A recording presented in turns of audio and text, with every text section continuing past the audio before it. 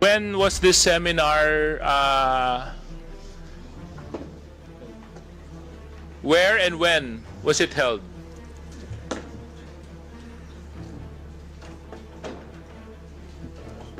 In China on May 23rd to June 5th, 2023.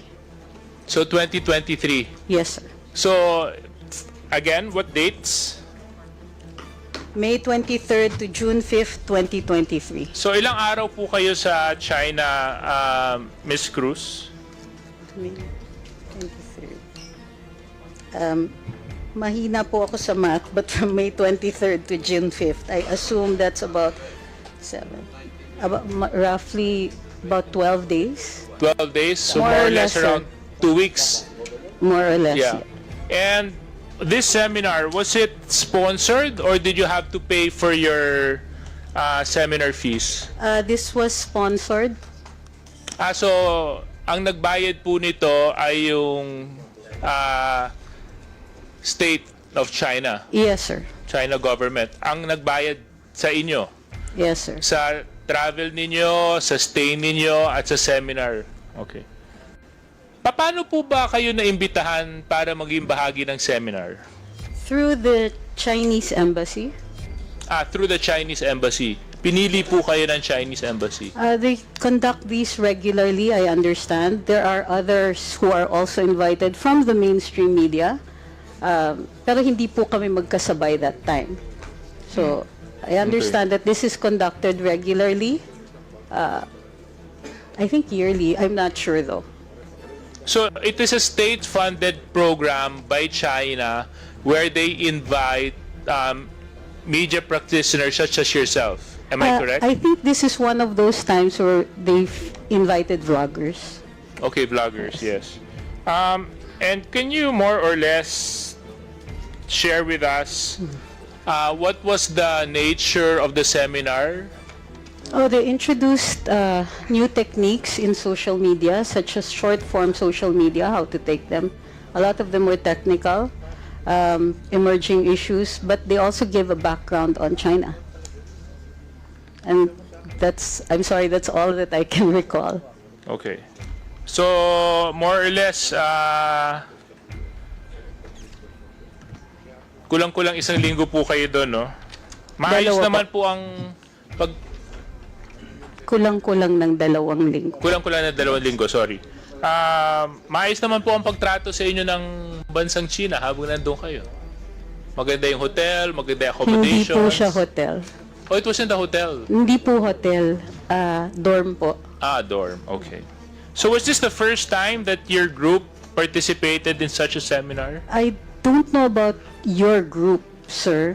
Oh, sorry. I mean the group that you were with. Ngayon ko lang po sila nakasabay. So you've been Yeah. there before. Yes, sir. There is a cultural exchange agreement between China and the Philippines since 1970s. Okay. I was in Xi'an for an archaeological seminar, part of our cultural exchange agreement because I'm an archaeologist. So si Mr. Mark Lopez, kayo po ay naging bahagi din ng seminar, tama? Oo. Naka-ilang bisita na po kayo o naka-ilang seminar na po kayo dito sa state-funded activity ng China? Sir, yan lang po yung na-attendan ko po. Again? Yan lang po ang na-attendan ko. Ito lang po yung nadaluhan ninyo?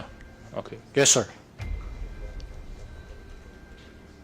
Sir, pa-correct lang po. Yung punta ko sa Xi'an was a conference Yeah. on okay. cultural property. Would you think that the seminar that you attended affected your perspective or the work that you do? Ako po o si Mr. Mark Lopez? Kayo Myself? po, Miss Cruz. Kasi yun naman No. po yung layunin ng mga seminars, di ba? Para mas palawakin ang inyong pag-unawa, mas pagalingin kayo sa trabaho na ginagampanan ninyo. So sa Pagdating palagay niyo po ba nakatulong ang mga seminars na ito sa trabahong ginagampanan ninyo? Abogado po ako at ang isang dalubhasa, I think, sa cultural conservation. So yung seminar, it includes a history of China which also includes an understanding of the area. Matagal ko na pong napag-aralan yon. So medyo yung iba doon ulit na. Pero ang bago ay yung short form, yung pagturo nila ng short form type of video, which is a technical, parang technical na seminar yon, na tinuturuan kung paano gumamit ng ibang mga platforms at yung pagturo ng appreciation ng short form. Ang short form po, yun po yung mga reels, yung mga TikTok, at saka yung 1-minute videos ng YouTube. Okay. At I'm sure yung na-gain ninyo at napakinabangan po ninyong additional knowledge is the same with those of those other participants in the seminar. Am I true to understand that, Mr. Lopez?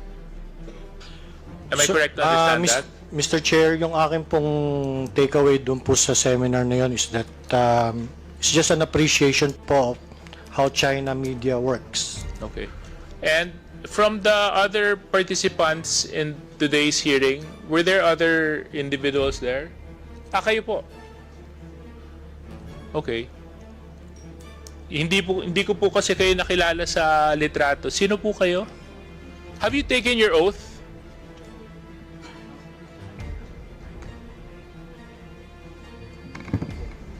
No, sir, because I was not part of the list that you called, and I did not get an invitation personally.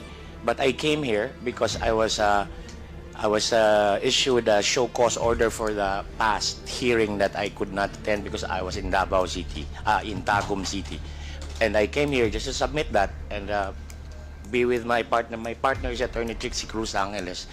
We are Luminous, the Facebook page and the YouTube page. So you mentioned that you're partners? Law partners, and also on the blog, sir, on the Facebook and YouTube page. So abogado po kayo? Yes, sir. Okay. So kayo po ay nandun din po sa seminar? Yes, sir. Okay. Ano pong pangalan nila? Ahmed Paglinawan. Okay. Thank you very much. So anyway, that's all I have to ask, Mr. Chair. No? So thank you very much. At least inamin po ng ating resource persons na nakinabang po sila doon sa state-sponsored seminar. Mas naintindihan nila yung paggamit ng mga reels, ng mga threads, ng mga short videos. Ang pakiusap ko lang, sana itong dagdag kakayahan na naibahagi po nila sa inyo ay magamit nyo po para sa kapakinabangan ng bansang Pilipinas. Maraming salamat. Thank you. The next interpolator will be Representative Sia John. You have the floor. Thank you, Mr. Chairman. Bismillahirrahmanirrahim. Assalamualaikum warahmatullahi ta'ala wa barakatuh. Magandang hapon po sa ating lahat. Mr. Chair, I'd just like to know, are we still joined by NBI? Is NBI here? NBI? Thank you. Mr. Chair, just want to know the current state of our laws regulating the spread of fake news, because there have been a lot of discussions earlier regarding the fake news and misinformation and disinformation. I just want to know what are the laws that have been implemented insofar as countering the proliferation of malinformation, disinformation, and if there are gaps within, if there are gaps in the implementation of our laws, or if there be sort of short-handed pagdating doon sa pag-implementa ng batas, or if there's really a need to probably, Mr. Chair, to introduce some measures so that we can close the gaps. I'm sure, and based on the previous hearings, Mr. Chair, I understand that medyo this is a new frontier. I think this is a new area of concern, itong online. There has to be some sort of an additional measures or mechanism to regulate anything, or regulate the social media.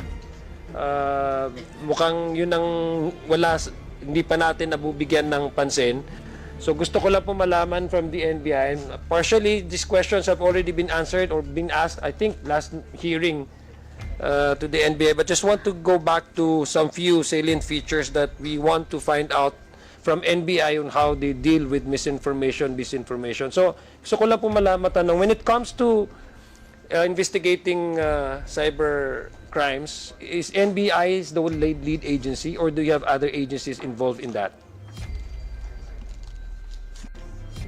Good afternoon, Mr. Chair. I am Special Investigator Anthony Alfred Vita from the Technical Intelligence Division of the NBI. My chief, Sir Attorney Raimundo, had to go to the Supreme Court for another engagement. Aside from the NBI, sir, the PNP, we also coordinate with the PNP Anti-Cybercrime Group and also the ICT and the NTC. So which agency is the lead agency when it comes to investigating cyber crimes, filing for the necessary charges? Is it the NBI? Halimbawa, kung ako'y biktima ako ng isang fake news, no? Kung magpapa-investigate ako, magpa-file ako, sa NBI ba ako pupunta or pwede ako pumunta sa ibang agencies? Yes po. NBI lang ba may primary mandate to investigate?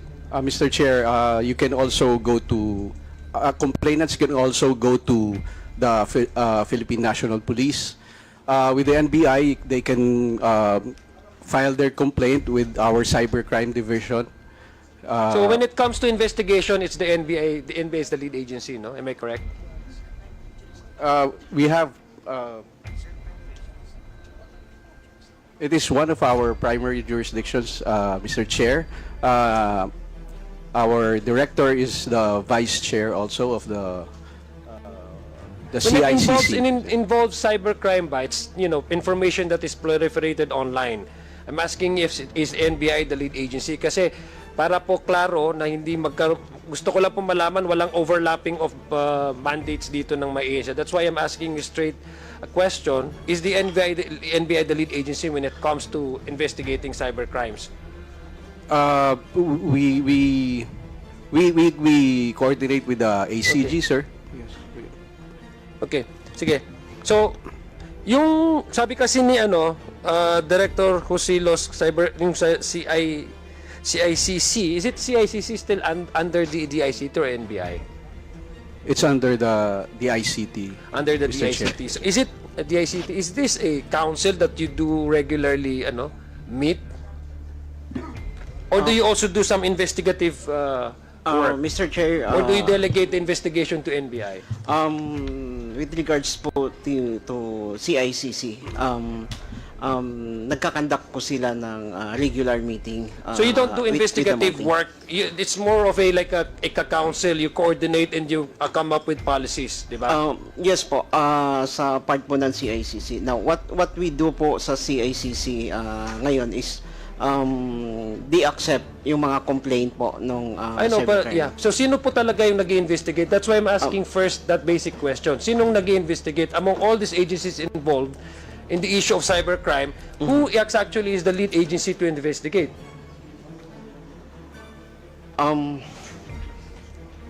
For now po kasi ganito ang nagiging situations. CICC accept complaints about cybercrime. Then, ang ginagawa po nila, they collect all the informations pertaining po doon sa complaint. And then, ini-endorse po nila sa PNP ECG. Ano po? PNP Anti-Cybercrime Group po. Doon nila ini-endorse. At there are some cases naman po ini-endorse din doon sa NBI. Okay, sige. So ibig sabihin, agencies can be investigated, or a case can be investigated simultaneously by different agencies? Parang ganun po. There are cases po na dinidiretso na sa PNP or sa NBI. Okay. May cases naman po na dinadaan din sa CICC. Okay, sige. Okay. So, gusto ko lang balikan kong NBI, if I may, Mr. Chair. Ano po yung mga karaniwang mga iniimbestigan nyo covering cybercrime? Included ba ito yung mga fake news or misinformation na sinasabi?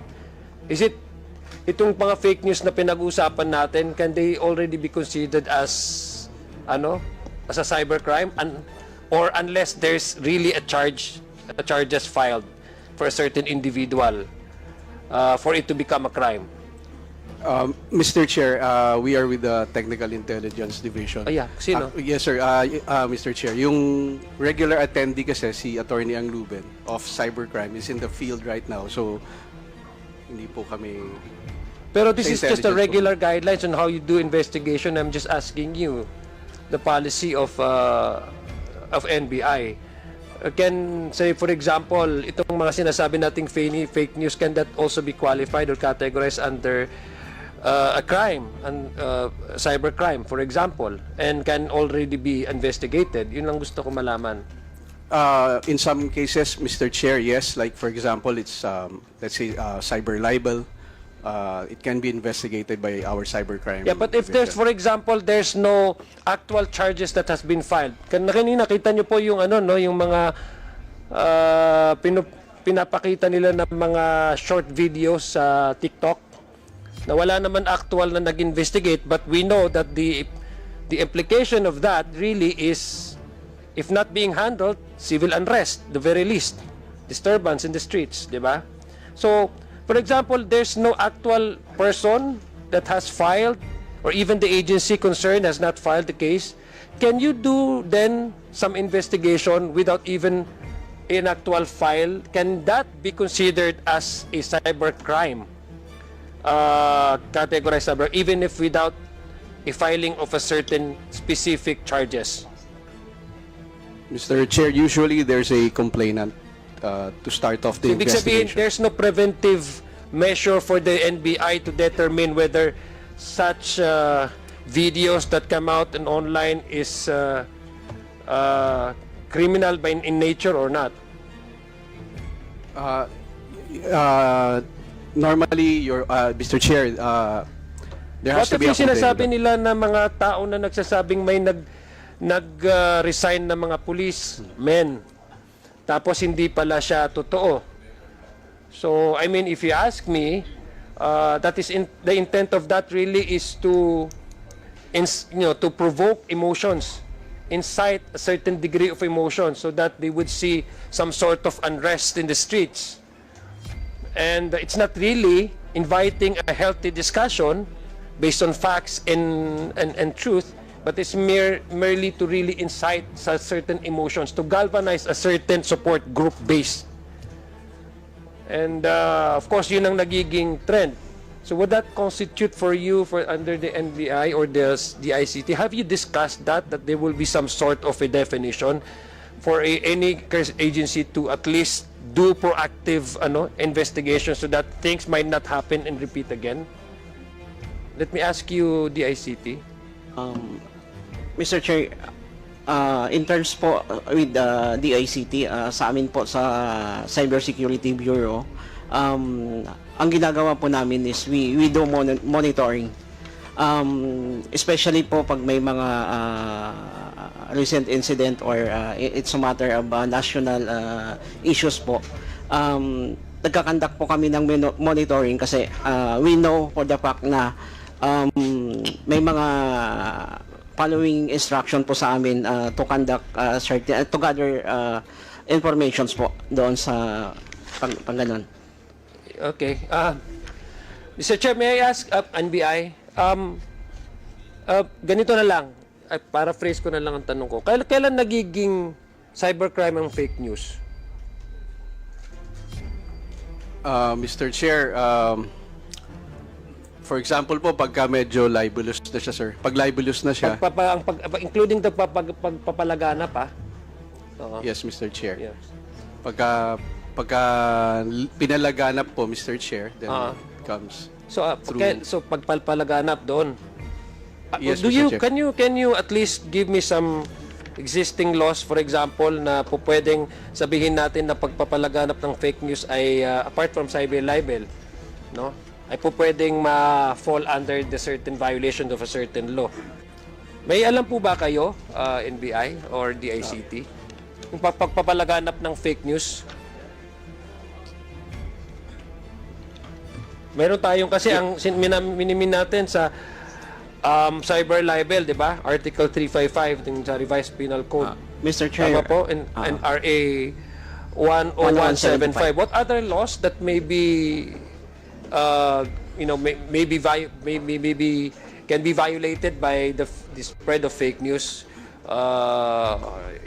or yes, apart from yung cyber libel. I'm not a lawyer po, pero Sino pwedeng magtanong, Mr. Chair? May I ask anybody from our partner agencies? Yes, PNP, please. Good afternoon, Mr. Chair. Assalamualaikum warahmatullahi wabarakatuh. Alaikum salam. The Article 154 of the Revised Penal Code, the unlawful use of means of publication and unlawful utterances, Mr. Chair. And the Article 287, the unjust vexation of the RPC as well, Mr. Chair, in relation to Section 6 of the 10175, Mr. Chair. So which actually, Mr. Chair, itong sinasabing disinformation and public disorder when fake news tends to cause panic, violence, or public harm, does this also fall under cyber libel, Article 355 of the Revised Penal Code? Do you have an exact provision in there that says when you are causing public unrest, civil unrest, or public disorder, one can be charged with cybercrime? Yes, Mr. Chair, we can also file cyber libel as well. O kasi ito eh. Actually nandun sa RPAC siya eh, 'di ba? Unlawful use of means of publication, etc. Article 154, Yes, 'di Mr. ba? Chair. So there's already that legal basis for the PNP and NBI to do some investigation, even if there's no actual filing of a case. Yes, Mr. Chair. Actually, we do have what we call monitoring or cyber patrolling. And once one of these is libelous or it tantamount to national security, we usually ask for preservation order.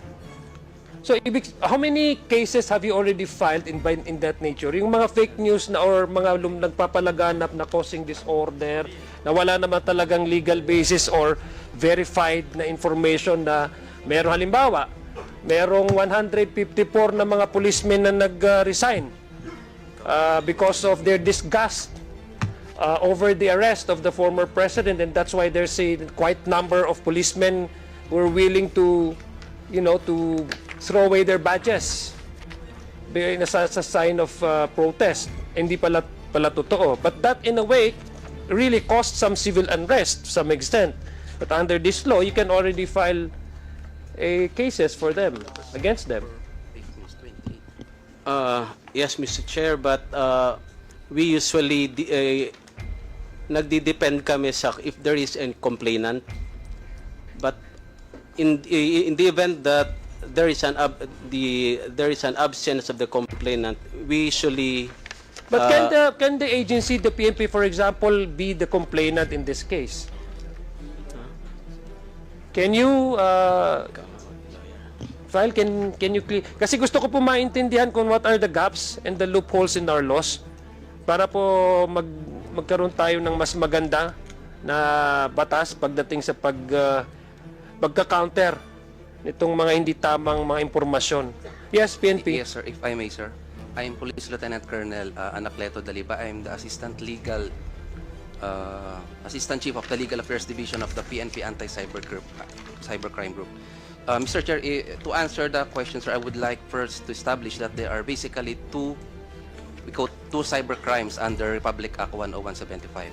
Okay. The first one is what we call the cybercrime per se, or under Section 4.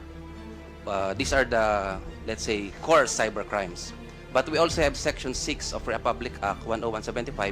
These are basically crimes committed in violation of the Revised Penal Code or other special laws in relation to Section 6. Ito yung, sir, these are the crimes wherein the perpetrators use IT equipment. Let's say you use a cell phone, you use a computer in perpetrating a crime. Let's say, for example, stapa.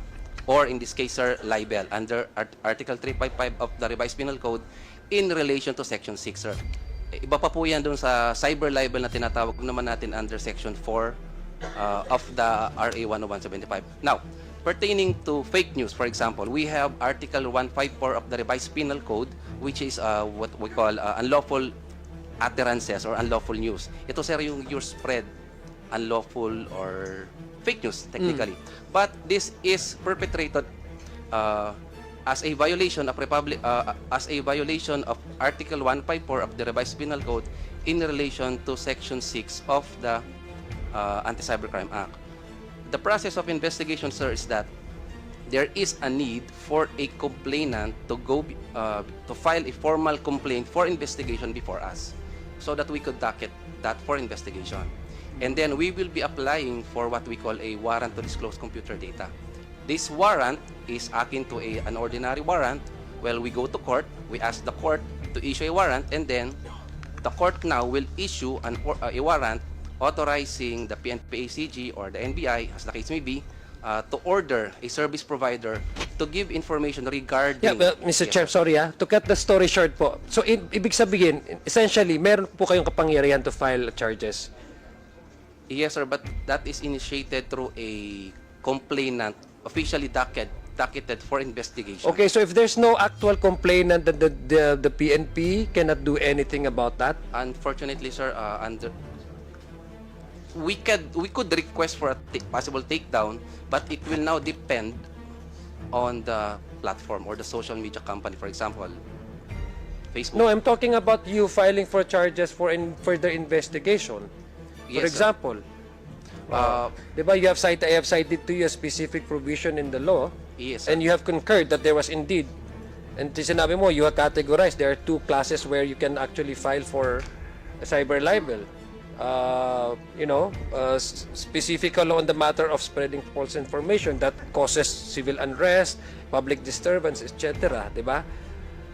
And so that's why I'm asking PNP. In this case, you're very much, not only the PNP, but any law enforcement agencies are very much involved in this, for example, in the possible filing of the crime, because you would be the, ang respondent yung pero kayo yung interested party dito kasi we're talking of the collective safety of the country Yes, Mr. Chair. However, sir, with regard to the procedure of the National Prosecution Service, they will be looking for a complainant who will be under oath, will be subscribing a complaint. So Okay. that's our limitation, sir. Mr. Okay, thank Chair. you. Now, what about, Mr. Chair, what about po yung those Filipino citizens who have been propagating fake news but are operating or being settled in the other countries? Do you also have that jurisdiction over them? Pursuant to, again, sir, RA 10175, when a crime is committed, even if it is beyond the physical territorial jurisdiction of the country, as long as any of the elements of the crime or the devices used can still be located here, for example, the damage, we can investigate. Unfortunately, sir, Mr. Chair, we still need a proper complainant to file a complaint so that we could docket it for official investigation, sir, Mr. Chair. So, ibig sabihin, kasi what you're saying, Mr. Chair, what you're telling me, what you're sharing to this committee is Article 2 of the Revised Penal Code, no? Concept of territoriality, diba? That there are certain, halimbawa, yung sinabi mo kanina, that there is also some exemption under the general rules. Kasi sabi nila, the criminal laws of the Philippines are only applicable within Philippine territory except when allowed by treaty, committed on Philippine ship or airplane, crimes against Philippine currency, obligation and securities, importance of the products mentioned. Number 3, those committed by public officials and employees in excess of their function, those committed against national security and law of nation and law and order. Tama po ba? We may use that, sir. However, sir, as of right now, we are only using Republic Act 10175. What's that? Is that the Anti-Cybercrime Act of 2000? So that gives you also the power to investigate those who are living outside of the country na halimbawa, vlogger siya, masyado siyang politically enticed masyado, tapos kung ano-ano lang pinagsasabi sa vlog niya, ng mga fake news na unverified facts, tapos nagkukos siya ng in fact, minumura pa nga niya yung ibang politician, naggrabe yung excessive profanity, na may mga vloggers talaga na gano'n, it's too much for my liking, not just because I'm a Muslim, I'm a conservative, but as a human being, I cannot stand the profanity being expressed in their vlogs. Pero mga Pilipino sila, but they're living abroad. Can they still be subjected to your to the ones that you're saying, can they still be subjected for investigation or filing of possible charges? Yes, Mr. Chair. The PNP ACG can So still how do you investigate. manage to do that? What other partners do you do in terms of further investigation since they are not living within the Philippine territory? Do you also do partnership with the platforms, social media platforms that they've been using? Sir, mainly, sir, we have strict coordination with other government agencies, just like the DOJ, OOC, sir, and the CICC. We have governmental mechanisms. However, sir, again, one of the challenges is that we need... Please tell me the challenges para alam po namin ano Yes, yung paano pupunuan namin dito. Thank you, Mr. Chair. We will be needing subscribed documents. We will be needing affidavits. And of course, an affidavit should be subscribed before an authorized person in the country, or if accepted in, let's say, Philippine Embassy. That's another, in an embassy, in a Philippine embassy located outside the country. If, of course, again, sir, in coordination with the DOJ. So, So kaya nga, what other agencies do you coordinate? Do you do this PNP alone or is it the NBI? Who's the proper agency tama yung tanong ko po kanina. Sino pong mag-iimbestiga doon? PNP or do you do joint efforts? Mr. Chair, under the law, it's the NBI or the PNP Anti-Cybercrime Group who can conduct investigations, Mr. Chair.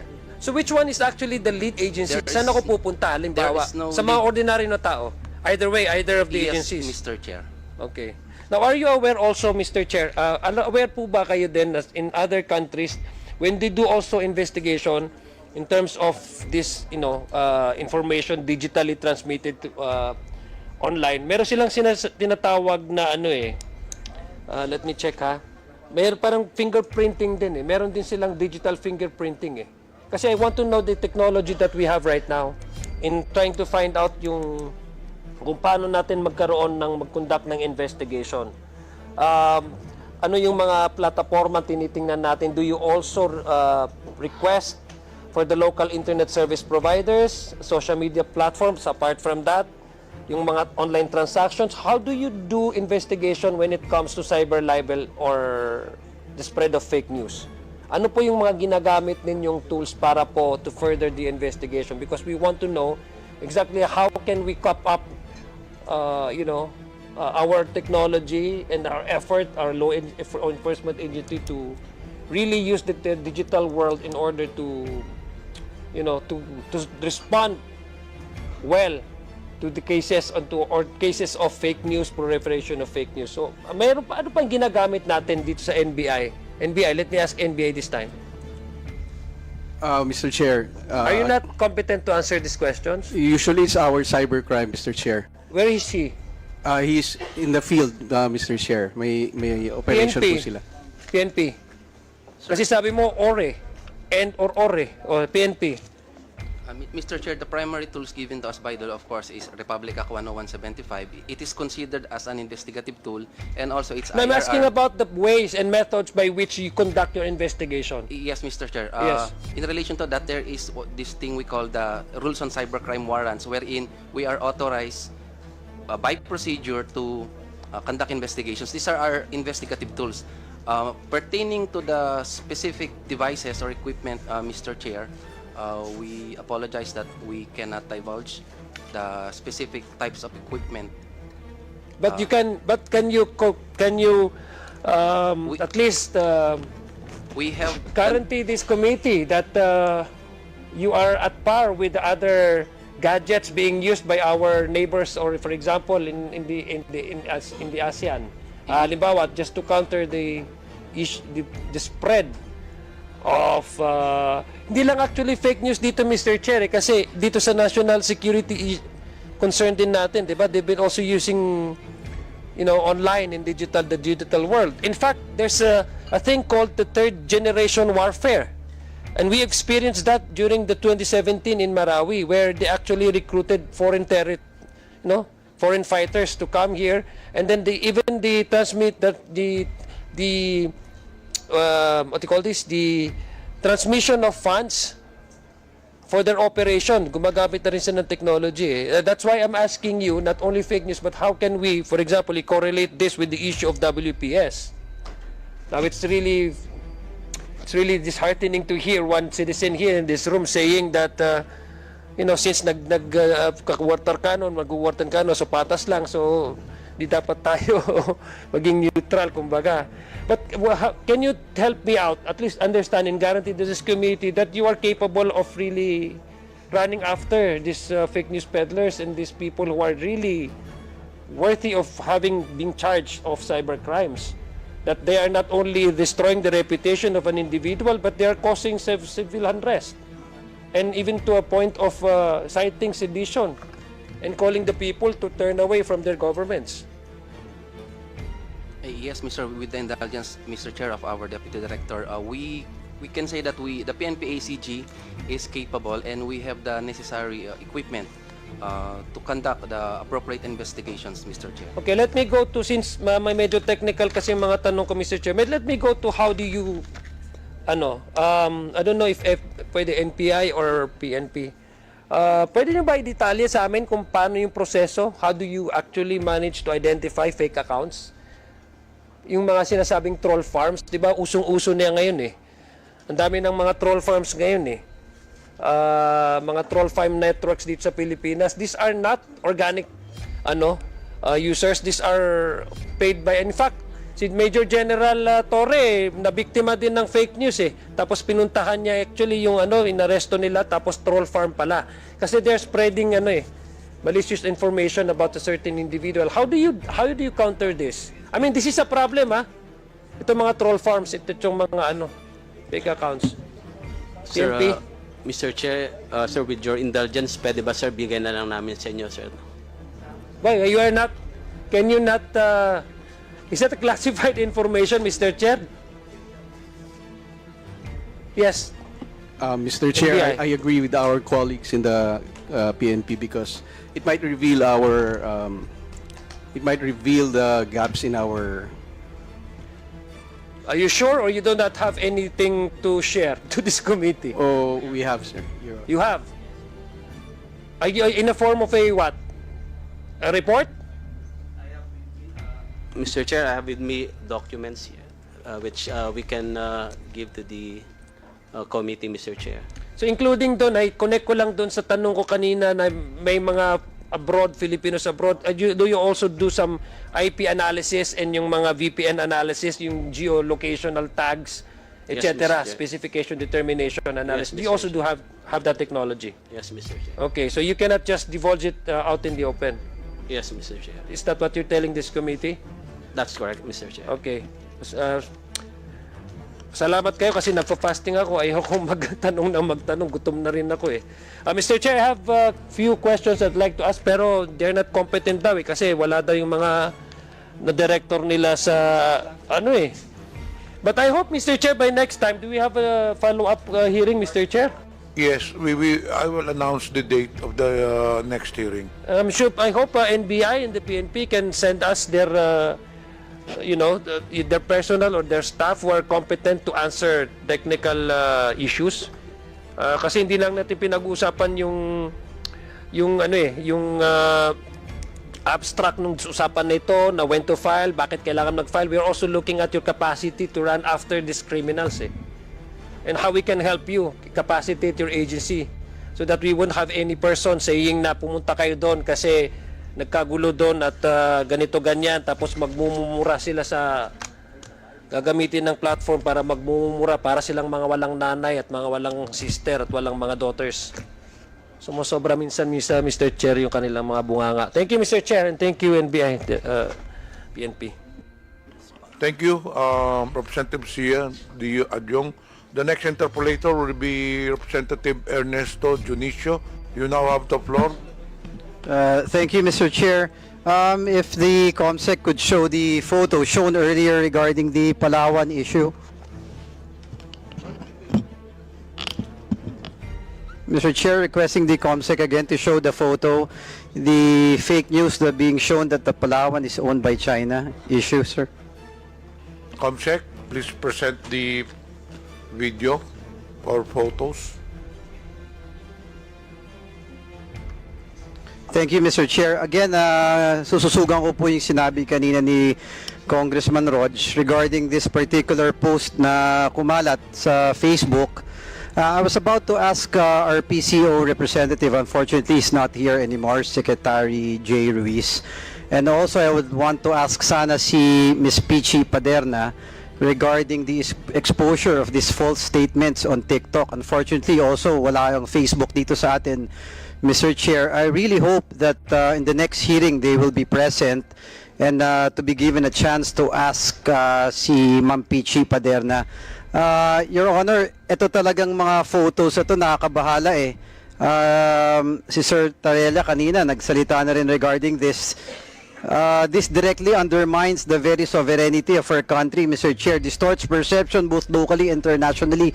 At this juncture, Mr. Chair, since wala na po yung tatanungan natin from PCSO and from TikTok, siguro I'd like to take the opportunity to ask some of our vloggers, since kayo naman po ang ating mga bisita. Siguro if I may start, Mr. Chair, baka pwede nating tanungin each vloggers, ano pong opinion nyo dito sa lumabas na statement na to, yung kiniklaim ng China that Palawan is not part of our country, but rather part of China. Kung maaari ko pong marinig yung opinion lang ng each vloggers, if I may, anyone can answer at this point. Mr. Chair, I am not familiar with this issue that is presented in the screen about that story saying that Palawan is being claimed by China. Just to give further light, Your Honor, Mr. Chair, Palawan, ito nakalagay po doon sa caption eh, Palawan Island, formerly known as Zhenghe Island, was once the homeland of Ming Dynasty. It was always been developed by China government and Chinese. It has nothing to do with Xiaofei. Even Luzon Island was also homeland of China in early years. Ito masakit dito, Mr. Chair. One day, it must return to China. Doon ako nababagabag, at least sa amin with the district I'm representing, sa amin po sa Tondo, Maynila, there's no batang Tondo who would ever support these claims eh.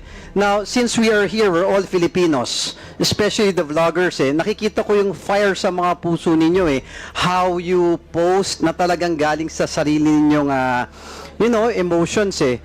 I just want to know, since we're all here, ma'am and sirs, no, ano po ang opinion nyo dito? Are you for or against such statements that China is claiming that Palawan specifically is part of China?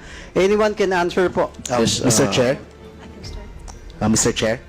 Mr. Chair. Mark Gamboa. Yan. Please answer the question. Yan. Ako po, as a vlogger din po, and someone who loves this country, I strongly condemn yung pong mga propaganda na lumalabas na yan. Ang Palawan po ay sa Pilipinas, ang mga taga-Palawan po ay mga Pilipino, sa atin po yan, at kahit na anong mga fake news na lumalabas po, na sinasabi na ang Palawan ay one day ibabalik sa China, yan po ay dapat tuligsain at dapat po pigilan. At sa akin po, sa aming mga vloggers, kahit na magkakaiba kami ng sinusuportahan ng mga politiko, lahat naman po yan Pilipino. Sana po, maski dito man lang sa issue na to, na sinasabi na ang Palawan ay parte ng China, ay magkaisa kami at sabay-sabay po naming ikondena yung pong lumalabas na mga pictures na yan, na ang Palawan ay teritoryo po at posibleng ibalik po sa China. Sana doon man lang po sa aming mga kasamang mga vloggers, kahit ikaw ay sumusuporta kay Duterte, kay Marcos, kay Aquino, kahit sino pa, pero sana po pagdating sa issue ng ating soberanya, ng ating teritoryo, magkaisa po tayo. Ang Palawan ay sa Pilipinas at hindi po sa China. Maraming salamat, Mr. Chair. Thank you. Yes, Mr. Chair. I'm Dr. Richard Mata.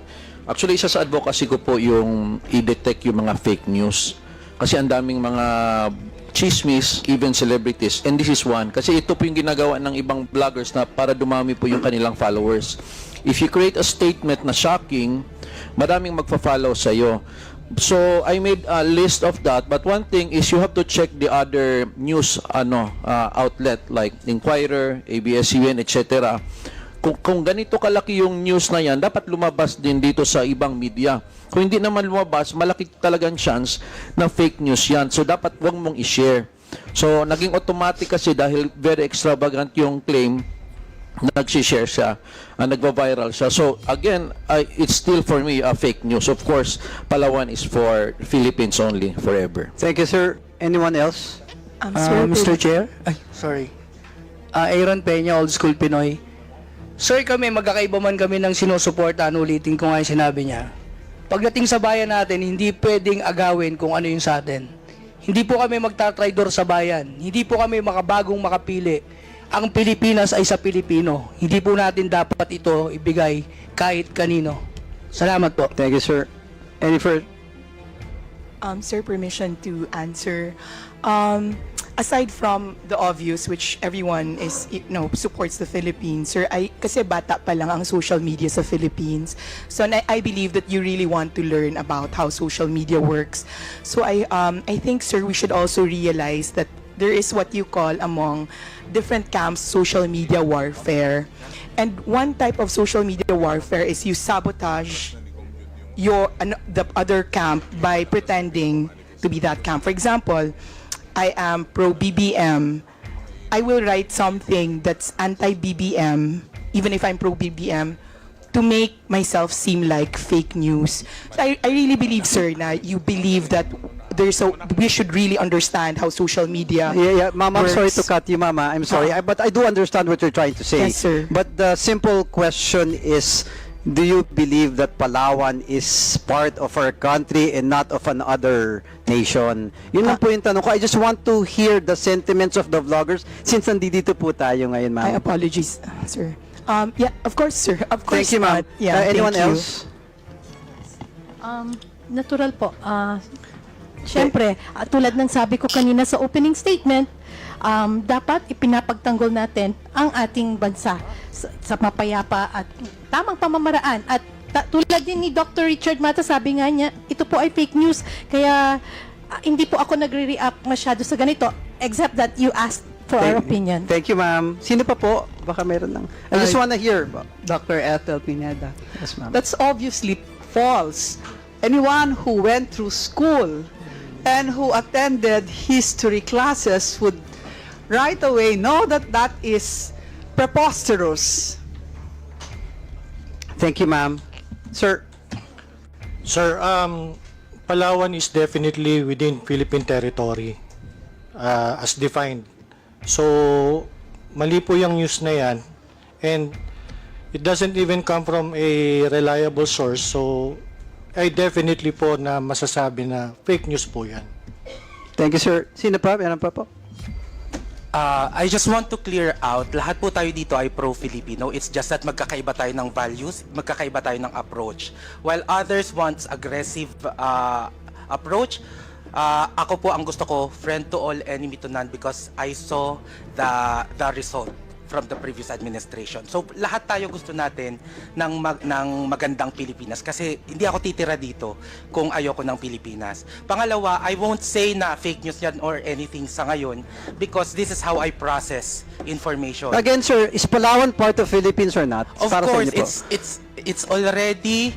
it's already accepted internationally. Sa inyo lang, sir. Yes Opinion po. mo. Okay, sir, thank you. Other vloggers it's po. a fact that it is a Anyone part else, of sir? the Philippines. Anyone? Gusto ko lang mabilis lang. I want to drive at a point. I just want to hear your opinion, ma'am, sir, with all due respect. Yes, sir? Sir, I am not under oath. I will swear to you now. Okay, I am a lawyer. I took an oath to defend the Constitution, and this is part of the Constitution. So I never give that any attention at all. So, sir, you agree? Yes, sir. Okay, thank you. Okay na po tayo. Now, the point that I just want to drive at, the passion, yung mga efforts ng mga vloggers natin, siguro we should channel it to something very important dun sa sovereignty ng ating bansa. Siguro if we hear some news like this, na may nakita tayo, like sabi ni Sir Mark Gambo, na isang vlogger din, I think we should do something about this. You have followings eh. Marami pong naniniwala sa inyo. I think I mean, it's unsolicited advice. Baka it's good that we could write something about this para po sa ating bansa. Well, that's my opinion. And again, Mr. Chair, I would want to know sana with Facebook and TikTok, gaya ng sinabi ni Ma'am Pichi Paderna kanina, na meron silang automatic na hindi pa nire-report 99% out of the 4 million plus posts that has been taken down. Nati-take down nila. I want to know kung yung mga ganitong klaseng posts kasama ba sa mga pinagbabawal ng platform nila. Again, Mr. Chair, and sa ating mga vloggers, thank you for being here and thank you for supporting our country. Like what President Bongbong said, na not a single inch of our country will be given. We will fight for our country. At ako naniniwala, at least for sa mga batang Tondo na nire-represent ko, walang kahit isang batang Tondo na magkakalulu sa bansa natin. And I thank you. Let's all join together and let's fight for our country. Gaya nila Sir Tariela. Again, thank you, Mr. Chair, for the time.